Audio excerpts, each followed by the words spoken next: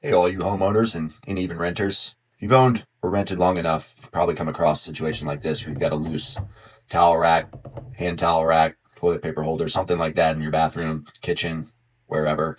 It's a little ironic because the anchor on the wall that actually holds your rack to the wall is pretty formidable, but there's usually just one tiny little set screw that holds the holder to the wall anchor, and every once in a while that comes loose, and you get a little wiggle in your fixture.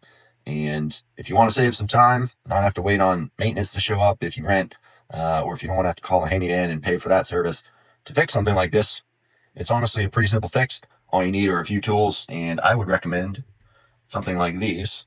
You can find these at Lowe's. Home Depot, I think, sells Husky, which you'll see in the photo right here. But pick yourself up a couple of these. I call them Allen wrenches. That's how I grew up calling them. Also known as hex sets, hex wrenches. This one's actually a Torx wrench set.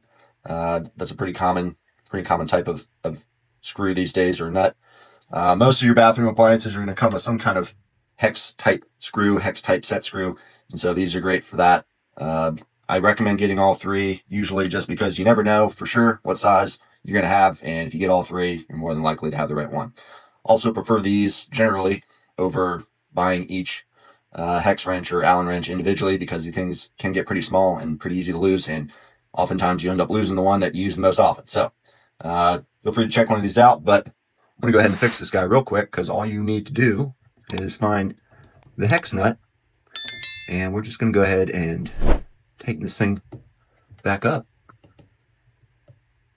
nice and snug, and there you go.